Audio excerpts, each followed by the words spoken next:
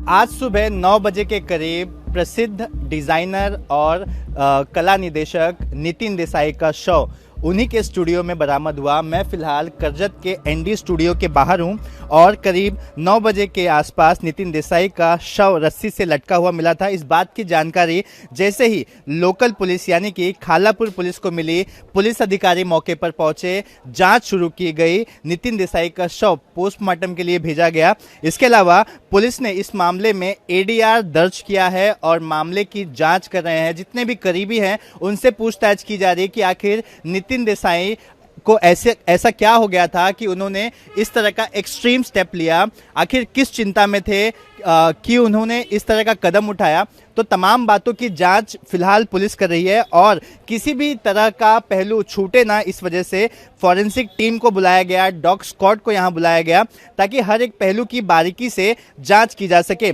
जांच में ये भी बात सामने आ रही है कि नितिन देसाई पर करीब 180 करोड़ का कर्जा था। तो ये भी एक वजह बताई जा रही है कि क्या नितिन देसाई किसी आर्थिक तंगी से जूझ रहे थे जिसकी वजह से उन्होंने इस तरह का स्टेप लिया।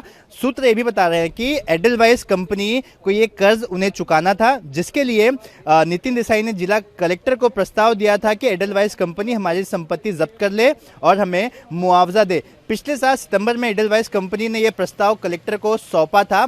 ये मामला फिलहाल पेंडिंग है, लेकिन ऐसी चर्चाएं चल रही है कि क्या नितिन देसाई फिनेंशियल दिक्कतों के चलते उन्होंने इस तरह का स्टेप लिया। हालांकि पुलिस अभी तक किसी भी कंक्लूजन पर नहीं पहुंची है कि आखिर उन्होंने आत्महत्या क्यों की होगी। रायगढ़ के जिला अध्यक्ष मनसे के हमारे साथ हैं।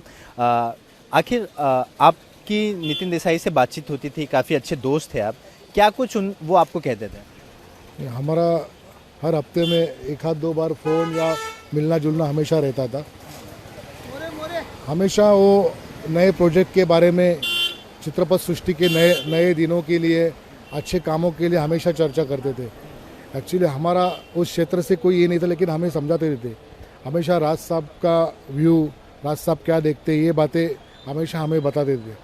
लेकिन पिछले कुछ दिनों से मुझे उन्होंने स्पष्ट कहा था कि मैं इतना मराठमोला आदमी हूँ, आज टॉप के इंडस्ट्रीज़ में मैंने अच्छे अच्छे काम भी किए, इतना बड़ा स्टूडियो खड़ा किया है, अनेक राजकीय नेता यहाँ पे आके जाते हैं, अनेक फंक्शंस होते हैं, बहुत मतलब सबसे अच्छा रिलेशन होने के बावजूद भी इस इंडस्ट्रीज़ को, अपने एनडी स्टूडियो को अच्छे दिन नहीं आ रहे।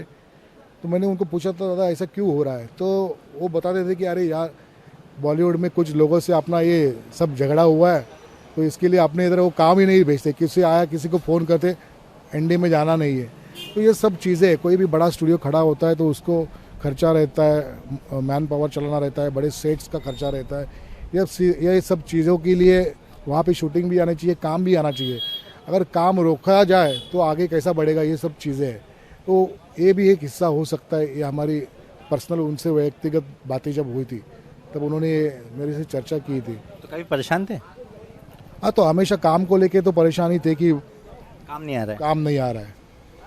ये तो उनसे हमेशा यही रहता था। कुछ नए 2 प्रोजेक्ट्स भी चलने वाले थे, उसके ऊपर भी काम कर रहे थे, तो हमेशा मेरे से शेयर करते थे ये मिट्टी, ये त्रिशूल, ये भाला शिवाजी महाराज के ऊपर, महाराणा प्रताप के ऊपर, ये सब मतलब डिस्कशन हमारा चलता ही रहता था। साफ बातों में समझा जाए, सरल भाषा में, तो आखिर किस चीज़ से परेशान थे? क्या मोनोपोली होती थी उनका? बॉलीवुड के में कुछ लोगों से कुछ दिन पहले कुछ हुआ था, उसके कारण यहाँ पे आने वाले जो शूटिंग करने वाले आए उनको रोका जाता था। उससे यहाँ पे काम नहीं तो फिर फाइनेंशियल पोजीशन के कारण ही अभी ये जो सब आप बात कर रहे हैं मीडिया वाले कि लोन, ये सब चीज़ें क्यों, जब काम नहीं आया तब ये सब चीज़ें बढ़ती है, तो ये कारण हो सकता है। तो ये हमारे साथ मनसे के रायगढ़ जिला अध्यक्ष हमारे साथ थे, जो बता रहे थे कि नितिन देसाई से उनके घनिष्ठ संबंध थे, दोस्त थे, और अक्सर बातचीत के दौरान वो इस बात का जिक्र करते थे कि बॉलीवुड में कुछ बड़े लोगों के साथ उनकी अनबन हुई है किसी वजह से, और इसी के चलते उनके स्टूडियो में किसी भी प्रोजेक्ट को होने नहीं दिया जाता है। अगर कोई बुला भटका यहाँ आ भी जाता है तो उसे बुला लिया जाता है। तो कहीं ना कहीं वो इन बातों से भी परेशान रहा करते थे। कैमरा पर्सन विजेंद्र के साथ हर सूरज रात ओझा, से उठेगा इंडिया टीवी पहरा। करजत। क्राइम की खबरों से अपडेटेड सामने आएगी आएगी इंडिया हर खबर टीवी की क्राइम सच्चाई। अलर्ट चैनल यूट्यूब पर सब्सक्राइब करें, बेल आइकन दबाएं। इंडिया टीवी सावधान क्राइम रहें, अलर्ट पर सुरक्षित क्राइम की खबरों से अपडेटेड रहेंगे India India TV TV crime crime alert alert. YouTube पर सब्सक्राइब करें।